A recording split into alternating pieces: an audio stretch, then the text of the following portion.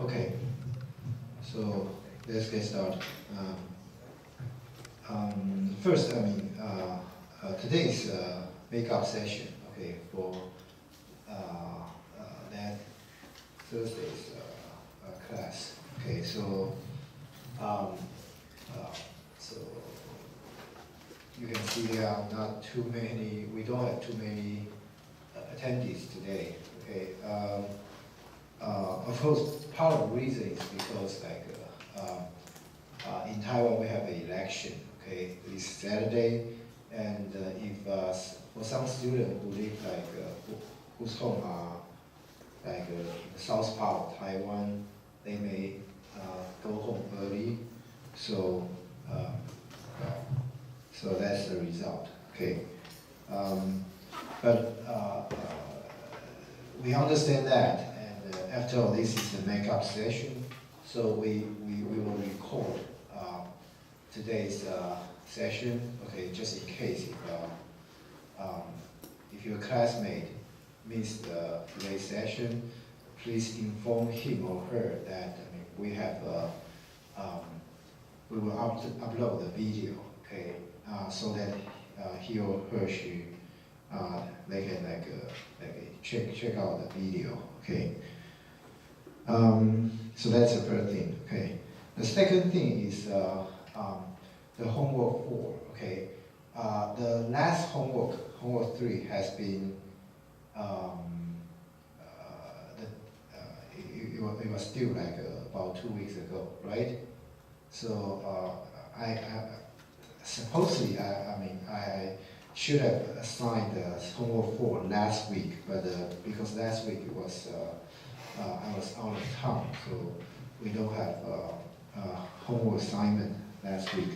But this week I already uploaded the homework 4 to the LMS. Okay, so please, okay, log into your LMS account to download the homework 4. Okay, the due date is the second coming Monday. Okay, again. I always give you guys, 2 weeks, 2 weekends, okay, to work on the homework assignment.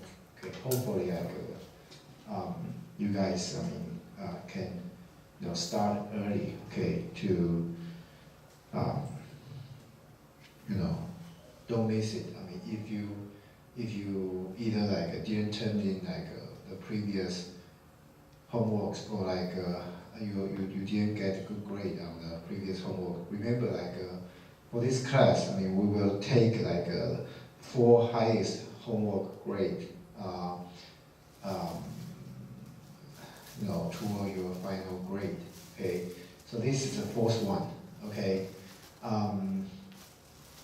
I expect to have another 2. Okay, totally 6 homeworks. Okay, for this class. Okay. This semester, so that if you miss 1 or 2 homework, or if you do poorly on 1 or 2 homeworks, it will not impact your grade. Okay, it will not impact your grade. But of course, if you haven't had 4 good homework grade, you should work hard. Okay, so that's the second thing that I would like to mention. Okay. Okay, and the third thing, okay, is I got some question from students that because we have announced the final project, okay, and we have announced all the schedules. And some students have questioned how to set up the topic for the final project. Okay, I think because for the past examples that we have talked about, okay, most of them are coin flips, right? So they are not that what should I say that realistic. They are not that realistic. Okay, but today, okay, we are going to talk about like two more realistic examples. After today's discussion, okay, I think it will be more clear, okay, in how you can set up the topic for the final project. Okay. So anyway, so let's get started. Okay. So last time we talked about the coin flips, right? We established like one model. Okay. The first model is a coin flip for one coin. Okay, this is like a single coin scenario. Okay, and of course that coin comes from a certain manufacturer. Okay, or certain factory. Okay, and then okay, we then talk about another example, which well, we have multiple coins. Okay, to be exact, we have two coins that come from the same factory. Okay, they come from the same, the same factory. Okay, which is shown here. Okay. Okay, we have theta S. In the discussion, we actually have theta 1, theta 2. Okay, the same model can be applied to like the situation where you have like maybe 10 coins coming from the same factory. Okay.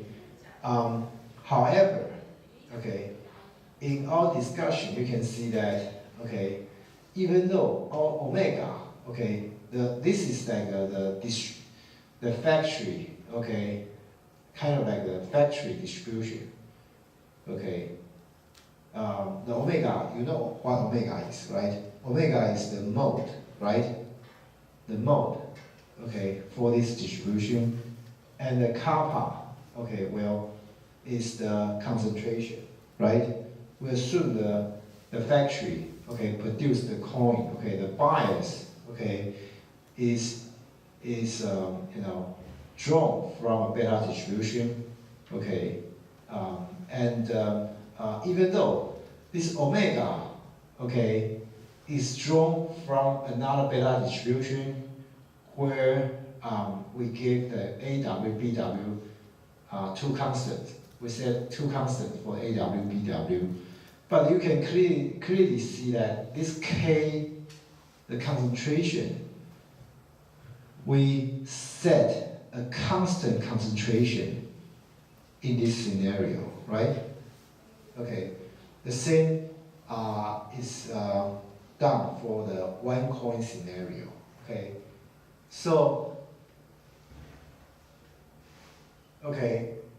you can see that previous examples arbitrarily fix the degree of dependency of theta on omega. Okay, at least we fix the concentration. Okay, kappa. Okay, we will give like a capital K, which is a constant.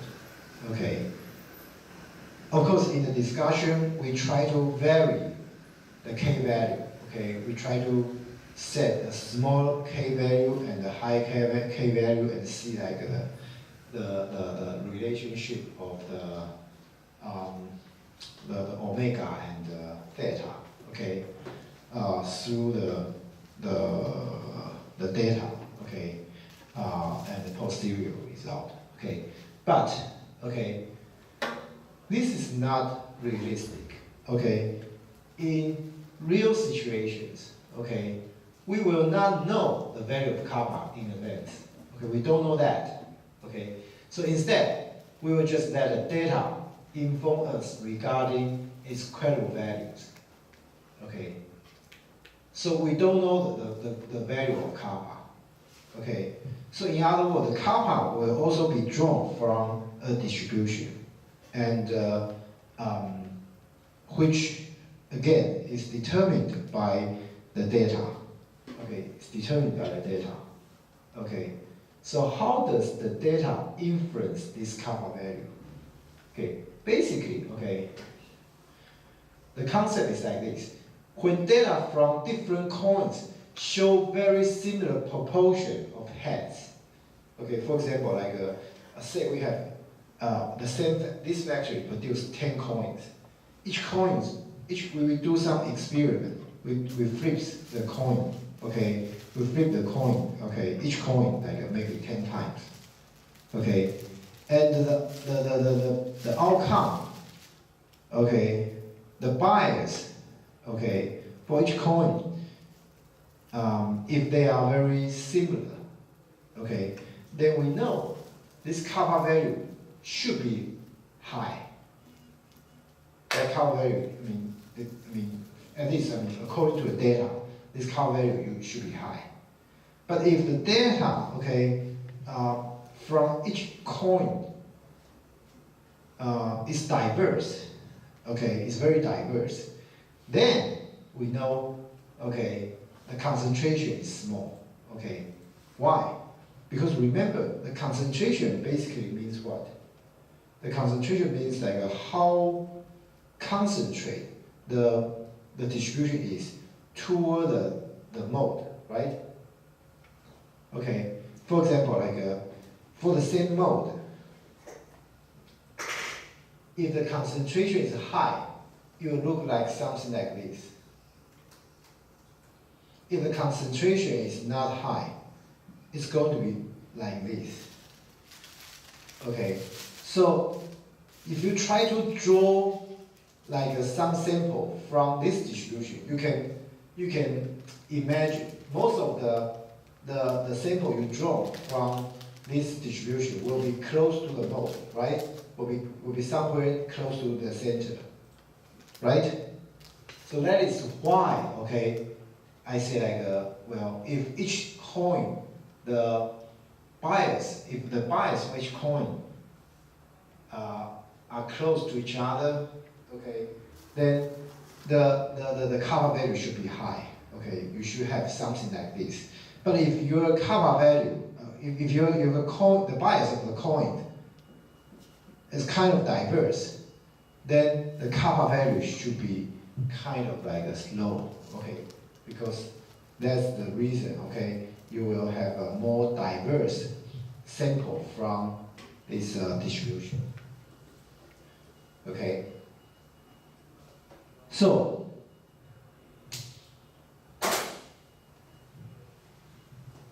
having known that, okay, we can now, okay, let the kappa to be drawn from a distribution as well, okay, just like omega, okay, the kappa can be drawn from a distribution such that, okay, it can be determined by the data, okay, it can be inferred by the data, but we cannot use the beta distribution here, okay, why? Because for the omega, okay, omega is the mode, right? It's a mode for the bias, okay, because for the bias, the range for the bias is from 0 to 1, right? It's from 0 to 1. So in other words, this omega, the range is also from 0 to 1, right? So it will be natural, okay, to draw this omega from beta distribution, because beta distribution, the range is from 0 to 1, right? Okay, so that's reasonable. But for the kappa, okay, we know that the kappa value is a value that is normally greater or equal to 2. Greater or equal to 2. Okay, so, well, but it could be very large. It could be very large. Okay, for example, like just take our like for example, like here, see, in this case, even though it's a constant, we can set the k value to be 75, right? So the kappa value could be very large. Okay, so we cannot set the kappa value to be a sample from the beta distribution. That just doesn't work. Okay, so one of the distribution that we could use to draw a value, draw the value for the kappa will be the gamma distribution. Okay, gamma distribution, okay, basically, okay, you can draw a value, okay, from Bell distribution. The range will be from 0 to any arbitrary large value. Okay, so it is more suitable for the kappa. Okay, of course you may say, wait a moment. Okay, kappa value. Didn't you say like a kappa value is supposed to be greater or equal to 2, right? Yeah, but gamma distribution is from 0 to infinite. So there's a little bit offset here, right? Okay, yes, that's correct. So we need to do a little bit shifting. Yeah, but that's a small issue, right? That's a small issue to deal with. Okay, at least the gamma distribution is more suitable for the kappa. Okay, so so now it's probably a good time to talk a little bit more about the gamma distribution, what it is. Okay, and you know, to get more idea about that. Okay, we actually talk about gamma function. When we talk about the beta distribution, if you guys do remember. Okay, we talk about gamma function.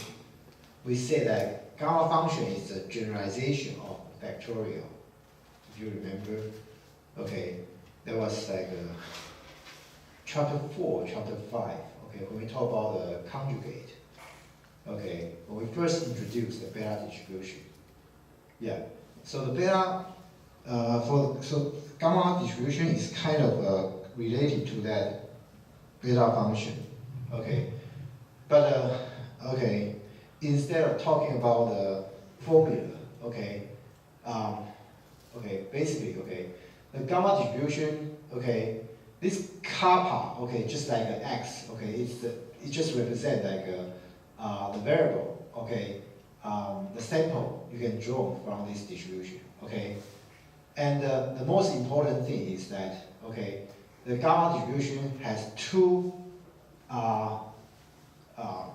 parameters, just like beta distribution is A and B, but the gamma distribution has S and R, okay, where S represent the shape, okay, R represent the rate, okay, so S is a shape parameter, R is a rate parameter, okay, and you can see it's not like beta distribution, because beta distribution basically you have very just like a unimodel. Basically, you see like just one mode, right? If A, your parameter A and B are equal, then it will be symmetric, right? If A is greater than B, or when B is greater than A, okay, the mode will maybe shift to the left or shift to the right. But basically, it's like a kind of like a, just one bunch, right? You only see one highest point in the beta distribution. But in the gamma distribution, the shape could be very different. Okay, you can see in these examples, okay, they are all gamma distribution, okay, but the shape are very different. Okay, the first one, okay, the shape is 0.01, rate is 0.01, okay, and it looks like this, okay, and for this one you can see the shape is 1.56 and the rate is 0.0312, and the shape looks like this, okay, and this one, the shape is 1, rate is 0.02, okay, it looks like this. And the fourth one, okay, the shape is 6.25, rate is 0.125. Okay, it looks like this. Okay, so these four different lookings, okay, they are all examples of of gamma distribution. But the figure that we use to represent the gamma distribution, okay, we normally use this one. We normally use this one. Okay, so that's why, okay, you see, for beta distribution, we always use this one. We draw an arch to represent this beta distribution. For gamma distribution, we draw something like this. You can see this one is kind of similar to the second case, right? Kind of similar to the second case. Okay, so that's like a typical shape of the gamma distribution. But it is only one of the shape. Okay, one of the shapes of gamma distribution. Okay, gamma distribution comes with many different shapes. Okay, and of course, like when you have the value of r, s and r, okay, you have fixed the gamma distribution. But of course, the gamma distribution, once you are given the shape and the rate, okay, you can also compute the mean, the mode, and the standard deviation, the sigma. Okay, so this is how you can compute the mean, okay, mu, the mode omega, and the sigma, okay, by using the shape and the rate parameters. Okay, this is a square root of s divided by r. Okay, this is not a mark. Okay, it's square root of s. Okay. So another way, okay, from the other side, okay, if you are given the mean and standard deviation, if you are given the mu and the sigma, okay, you can also compute the corresponding shape and the rate for the gamma distribution, and the formula are given here. Okay, mu squared divided by sigma squared will be your shape. Okay, and mu divided by sigma squared will be your rate. Okay, and another possibility is if you are given the omega, the mode, and the sigma, you can also compute the shape and the rate. Okay, but to do that, okay, you have to compute the rate first. Okay, because rate equal to this one, and on the right hand side you can see that only omega and sigma are used. Okay, and once you obtain the rate, okay, you can use this rate and the omega to compute your shape. Okay, so basically, okay, this is how you can convert the value of those statistics parameters, okay, for the gamma distribution.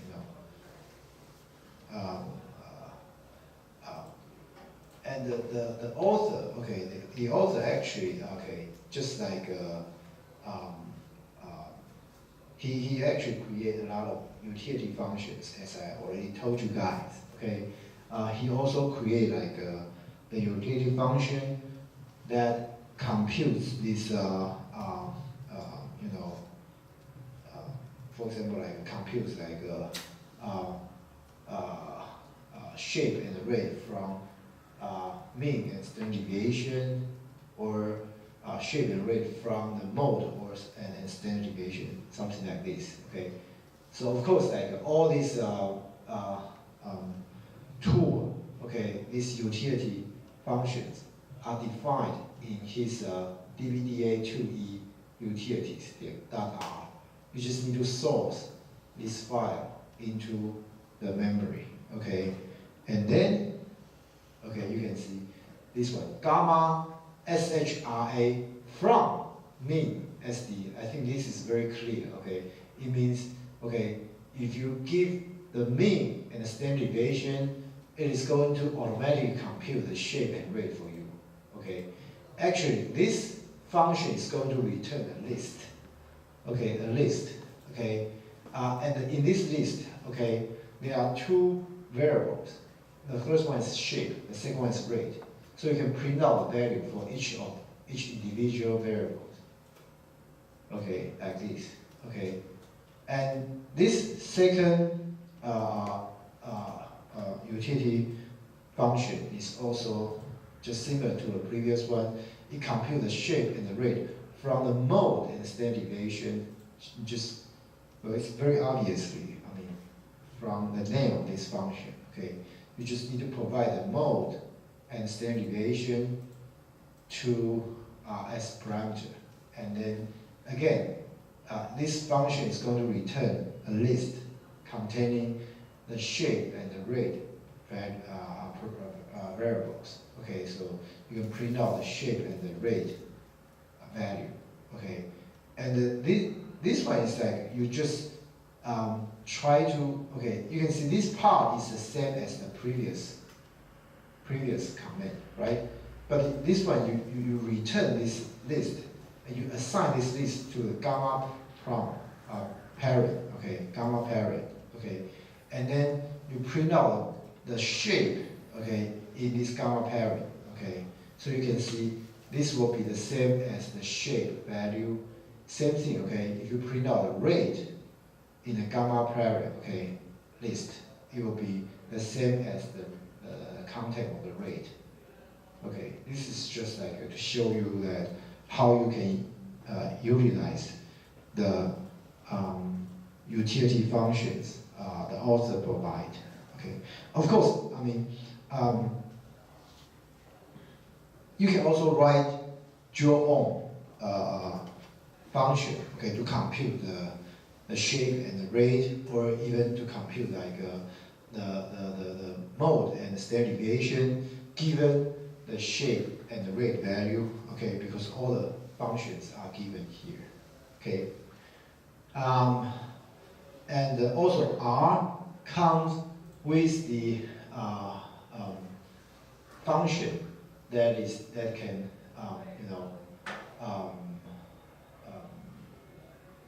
draw the graph of the gamma distribution for you. Okay, so this is like you just call the d gamma, okay, and provide the x shape value and the rate value, okay, and it's going to automatically draw a gamma distribution for you, okay.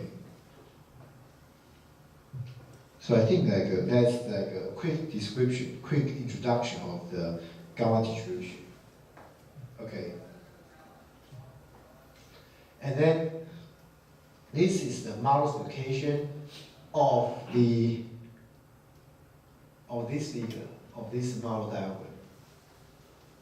Okay, as I already mentioned in the previous discussion, each arrow will be converted into either one line or a loop. Okay, for example, like here, okay, because it has two indexes. Okay, either you have to use nested loop or you use like a loop with like a nested index. Okay, so you can see this arrow actually will be converted into this one. Okay, it's a loop with like a nested index. Okay, we talked about this previously already. And then, okay, this part is a little bit easier. Okay, we only have one single parameter s for the theta. Okay, so it's a little bit simpler loop. Okay, it's a simple loop. Okay, but and we also have like a line represent like how the omega is drawn from the beta distribution for this arrow. But for this one, okay, as I already told you, okay, we need to do shifting, right? Because what we draw from this gamma distribution represent the kappa minus 2, right? Represent the kappa minus 2, not kappa because kappa, the value of kappa has to be greater or equal to 2. Okay, but the gamma distribution, if you draw a sample from gamma distribution, it's going to be ranged from 0 to infinite large number. So we have to do a very simple shifting. So you can see that, okay, here, okay, this loop is for the theta s, okay. So s, as I say, is we have a loop for this parameter s, okay. And then for the omega, okay, for the mode, it's very simple, okay. The a omega and the b omega are both said to be 1, okay. For this beta distribution, okay, by the way, when the a and the b are 1, it is basically a flat line, right? It's a uniform distribution, right? You guys still remember, right? Okay. And for the kappa, okay, you see, we have kappa to be assigned to be kappa minus 2 plus 2. And the kappa minus 2 is drawn, is distributed as gamma distribution, okay? And we use 0.01 for the shape, 0.01 for the rate, okay? So this actually gives us 1 as mean, and the standard deviation to be 10. This will give us very vague range for the kappa distribution. As I mean, just like we don't know what is a good value for omega. We don't know what is good value for the kappa either. So a very safe way to set it up is we set a vague distribution, okay, for the kappa, okay, just like omega, okay. So this is a generic vague gamma distribution, okay. And you can see we have a shifting of 2 here, okay. And the shifting of this shifting is, as I said, because gamma distribution will only give us a sample between 0 to infinite. But what we want is from 2 to infinite. Okay, so that's something we need to fix. Okay. So far so good, right? Okay. So that this multiplication represent that the model diagram that we just you guys just seen. Okay. And I think I already explained all this. Okay, so I'll just skip this. Okay, so we have talked about like many coin flip examples, right? So probably, okay, it will be a good idea that we discuss something that is not coin flip, right? Which will be more meaningful, okay? This is an example, okay? It's called therapeutic touch, okay? Therapeutic touch. How do we explain therapeutic touch? In Chinese, I mean, I think many of you, okay, have seen the novel, right? From Jin Yong, right? Jin Yong novel, Jin Yong 小说. Okay. Of course, if you are not from Chinese community, you probably don't know about this author. Okay. But if you want to learn Chinese, okay, I will highly recommend you guys to read his novel. Okay. His name is Jin Yong. Okay.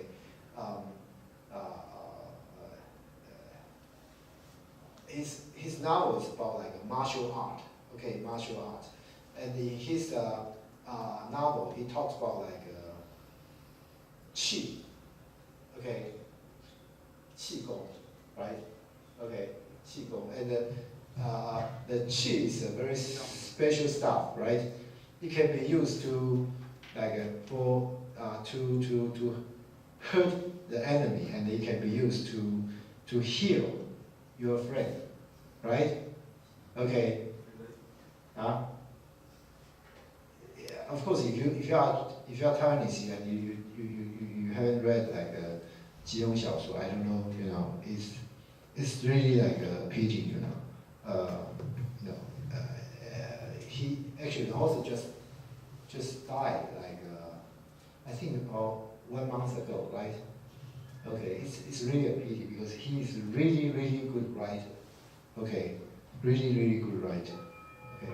Anyway, this therapeutic touch, okay, when we talk about qi, okay, you may think, okay, only Chinese know about this thing, okay? But actually this is not true, okay? In Western country, in an ancient Western country, they also believe something that is very similar to qi, okay? But they do not think this thing can be used as a weapon to hurt your enemy, okay? But they believe this thing can be used to heal your friends, okay? They call this such thing as therapeutic touch, okay? So it is actually a nursing technique in which this practitioner is basically nurse, okay? The nurse, okay, manually manipulate the energy field, okay? In Western country, they call this energy field. In our novel, it is called qi, okay? So basically the same thing, okay? Energy field of a patient who is suffering from disease, okay? So for example, like if a patient has a stomach ache, okay, the nurse will just like, put her hand on top of the stomach, okay? Not like touch it, okay? Just like maybe like a few inches away from the stomach, okay? And then try to manipulate the energy field and try to fix your problem, okay? Interestingly, okay, in the ancient Western country, they believe this works, okay? They believe this will heal the patient, okay? Or for example, if the patient has a headache, okay, then the nurse is going to maybe like just like put her hand like close to your head and try to manipulate your energy field, okay, or like maybe like to manipulate your qi. I don't know how to say that, okay. But in Taiwan, probably recently, people will probably know better about this as seafood, right? Sifu, okay. Sifu can heal like any disease, okay. It's kind of like a therapeutic touch, okay. So you can see this therapeutic touch has been widely taught and widely used in nursing colleges and hospitals, despite there being little, if any, evidence of its effectiveness, okay. We don't know if it really works, okay. But even to date, okay, even now, okay, this technique is taught in nursing school, okay, in Western country, okay. You can actually do a Google search on this therapeutic touch, and you will find a lot of description on this, okay. So this is not something I fake for this class. No, it's interesting that you will find that, okay, Western country also has this concept similar to qi, okay, qigong, okay. But anyway, okay, what we are going to do is we are going to do some experiment and to validate if such a therapeutic touch really works. Okay, so let's take a break. Okay, when we come back, we'll continue our discussion here.